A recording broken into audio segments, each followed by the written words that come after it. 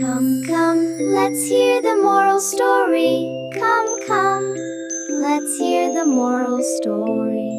Welcome to The Explainer. We love breaking down fascinating stories, and today we've got a real classic for you, but with a bit of a twist.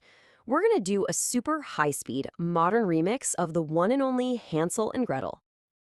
All right, let's just do this. We're jumping straight into a really fast, really fun retelling of this famous fairy tale.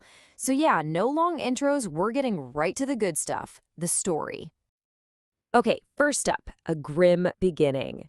And yeah, we're doing this once upon a time in a hurry. Let's meet our heroes, shall we? So here they are, our dynamic duo. You've got Hansel, the brother. He's the one who's always got a plan, well, usually. And then there's Gretel, his sister, who is super brave and clever. You put them together, and they are an awesome team. And trust me, they're gonna need to be. So the story kicks off with a pretty classic fairy tale problem, right? Their family is just really, really poor. So poor that the kids are taken deep into the forest and just left there. I mean, what a scary way to start an adventure, you know? But Hansel, he's not one to just give up. He's got a big idea to get them out of this whole spooky mess. And this, right here, is where you really start to see his clever planning in action. Okay, so Hansel's first plan, it's simple, but absolutely brilliant. As they're being led into the woods, he's sneakily dropping these shiny white pebbles, one by one. The idea is to create a trail they can follow. All they gotta do is trace their steps back home. And it works, like a perfect escape. So the pebble trick was a massive success. But, oh man, their parents try to abandon them again. So this time, Hansel tries using breadcrumbs. The problem? Well, he didn't exactly plan for hungry birds, did he? The whole trail gets eaten. And just like that, they are completely and truly lost. All right, next up, the sweetest trap. So picture this, they're totally lost, they're hungry, they're probably terrified, and then they stumble upon a discovery. Something that seems, I don't know, almost too good to be true. So they're lost again. What on earth do they find? I mean, what could two hungry, lost kids possibly stumble upon in the middle of a forest? What do you think is hiding out there among the trees? You're not going to believe it. A house made entirely of candy? Just try to imagine that for a second. A whole house you can actually eat. I mean, come on, that is literally every kid's dream come true, isn't it? And this wasn't just any old candy house. We're talking walls made of chocolate, windows made of pure sugar, and a roof made of biscuits. I mean, it was the most tempting trap ever. Of course they couldn't resist. And honestly, who could blame them? They just start munching away. But, as you've probably guessed, this super sweet setup has a very, very sour catch. You know what they say, if something seems way too good to be true, it probably is.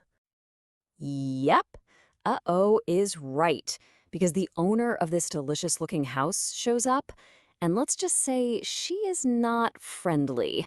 It's a witch, and she has her own very different plans for the children. And right here, the story gives us this huge warning sign. The witch pretended to be kind. I mean, that is a massive red flag, right? If someone seems a little too nice, especially when they live in a creepy candy house in the woods, you know things are about to get super dangerous. So her evil plan is finally revealed. What is it? She locks Hansel in a cage to fatten him up. Yeah, she's not looking for guests, folks. She's looking for her next meal. But our guy Hansel, he is still using his wits. Turns out the witch can't see very well, so every day when she comes to check if he's fat enough to eat, he holds out a little chicken bone instead of his finger. Ha! It totally works and buys them so much precious time. It just goes to show he's still thinking, even when he's trapped in a cage. Okay, so now we get to the fiery finish. Because with Hansel trapped and pretty much out of tricks, the whole focus of the story shifts. Now it's all up to Gretel. The pressure is seriously on. So Gretel just waits. She waits for her moment. The witch is distracted, getting her huge oven all fired up, and that's when Gretel sees it, her one and only chance to do something. She knows it's now or never. And she takes that chance. Just like that. This single brave move is the moment that changes absolutely everything. She pushes the witch right into the oven. I mean, it's this incredible and frankly awesome reversal. She tricks the witch into looking inside and then shove. She pushes her right in. And just like that, the witch is defeated. The villain is gone, and our heroes are finally free. You know what that means? Victory dance unlocked. They actually did it. So, let's talk about the big fairy tale win here. After all that craziness, all that danger and cleverness, what does it all add up to?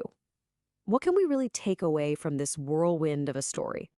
Well, not only did they survive and get rid of the witch, but check this out. They found treasure in her house. We're talking pearls and precious stones. So they make their way back home for good, and this time they really do live safely and wisely ever after. And that, right there, is the ultimate fairy tale win. It really wasn't just Hansel's plans, and it wasn't just Gretel's bravery on its own. It was all of it together.